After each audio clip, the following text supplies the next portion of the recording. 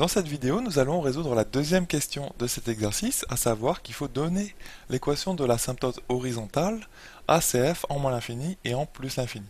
Alors je rappelle ce qu'est une asymptote en général, hein. Une asymptote, c'est généralement une droite, hein. Dans un premier temps, on voit ça comme une droite, et c'est une droite qui se rapproche indéfiniment de la courbe de ta fonction, en moins l'infini et en plus l'infini. Autrement dit, si je fais un petit dessin, imaginons que je fasse un repère orthonormé. On va s'intéresser juste à en plus l'infini. Hop. Donc je ne sais pas du tout à quoi ressemble la courbe de f, hein. Là, on va imaginer une courbe, donc y et x. Imaginons que la courbe de ta fonction soit comme ceci. Hop. Tu vois, donc là, on va mettre cf, mais c'est pas forcément la courbe de notre fonction ici, hein. Et là, tu vois bien que lorsque f tend vers plus l'infini, qu'est-ce qui se passe en fait?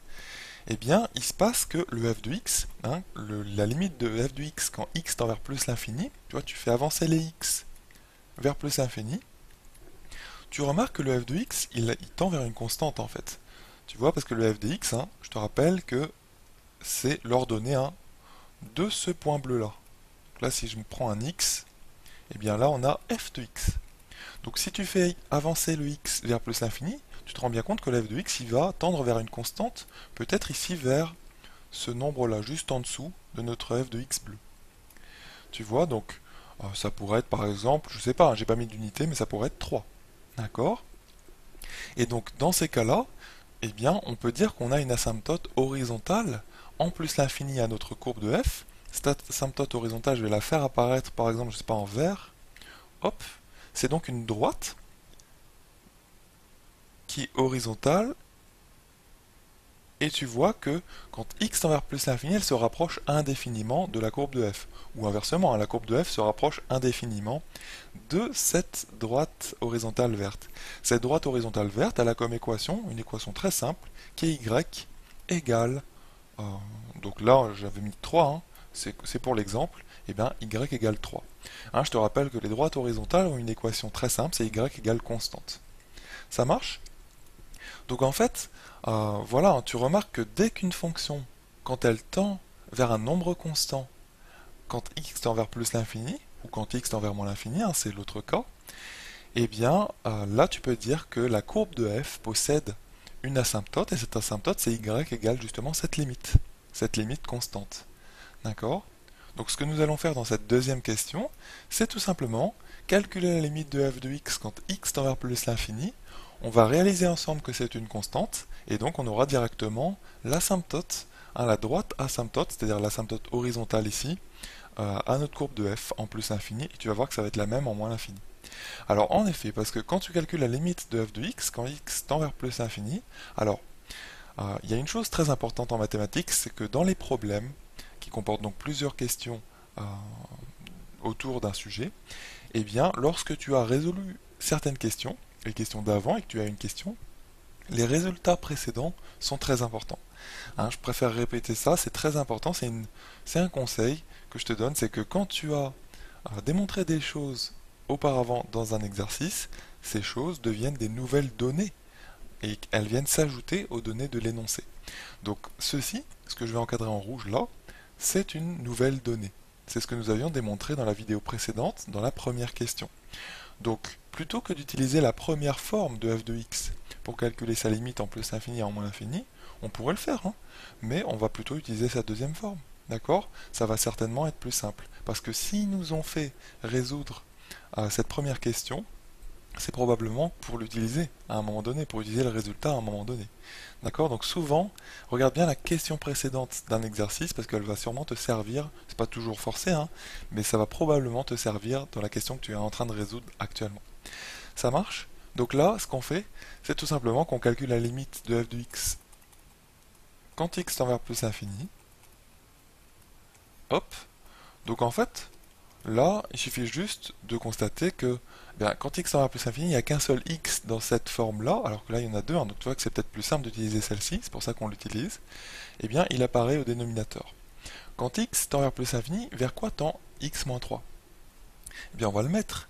Limite de x moins 3, quand x tend vers plus l'infini, c'est tout simplement plus l'infini. Hein, si tu remplaces entre guillemets x par plus l'infini moins 3, le fait d'enlever 3 à plus l'infini, ça ne changera pas le fait que c'est plus l'infini. Hein. Donc c'est pour ça que c'est plus l'infini. Ensuite, 2 sur x moins 3.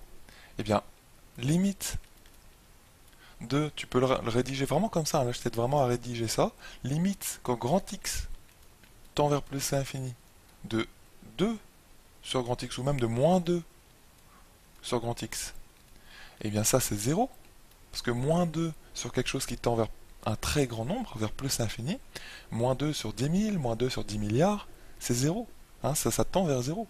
Donc là, en fait, donc tu remplaces le grand X, hein, c'est une façon de rédiger ça correctement, lentement, et bien limite, quand x tend vers plus l'infini,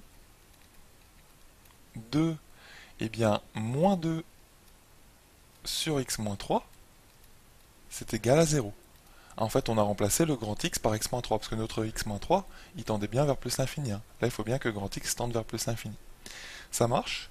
Donc en fait, on obtient tout simplement la limite de f de x, limite de, donc de f de x, c'est-à-dire de moins 2 sur x moins 3, quand x, petit x, hein, tend vers plus l'infini, eh bien c'est égal tout simplement à 0 moins 2, parce que tout ça, tout ceci là, ça tend vers 0, il reste juste moins 2 devant, donc moins 2 plus 0, hein, ça fait moins 2. Donc voilà, donc là on obtient moins 2 comme limite pour f de x. C'est comme ça que je t'encourage à rédiger la démonstration pour calculer une limite, hein, sur ta copie.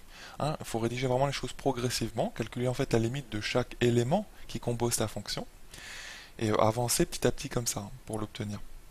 Donc là on trouve une limite qui est de moins 2. Et tu vas remarquer, on va pas le rédiger, mais en fait que quand x tend vers moins l'infini, eh bien x moins 3 tend vers moins l'infini aussi.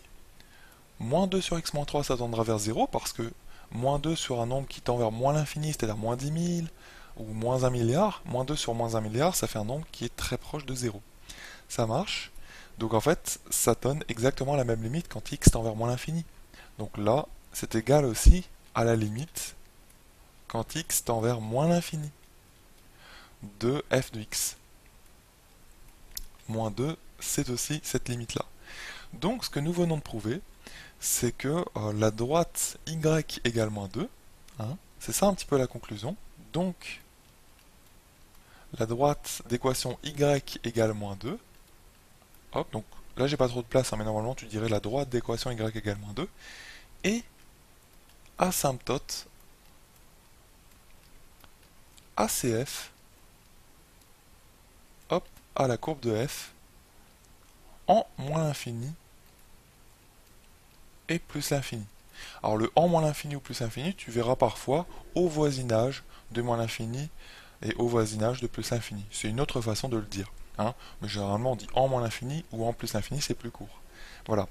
Donc je répète, hein, la façon de faire pour démontrer que tu as une asymptote horizontale à une courbe de fonction, eh bien c'est tout simplement de calculer la limite de f de x en plus l'infini ou en moins l'infini selon le cas, hein. Ici c'était les deux dans cet exercice, et de démontrer que cette limite elle vaut un nombre constant, un nombre qui ne dépend pas de x. Ici tu vois dans notre exercice c'était moins 2.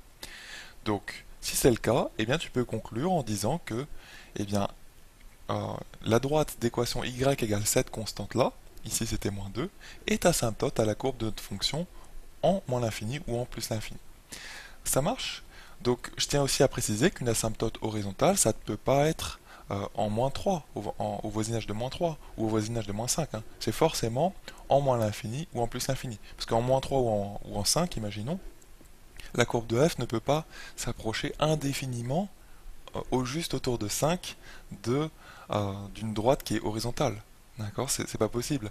Par contre, tu verras aussi dans cet exercice que à la quatrième question, tu peux avoir une asymptote en moins 3 ou en 5, mais qui n'est pas horizontale, mais en fait qui est verticale. Donc ça, on verra ça à la quatrième question.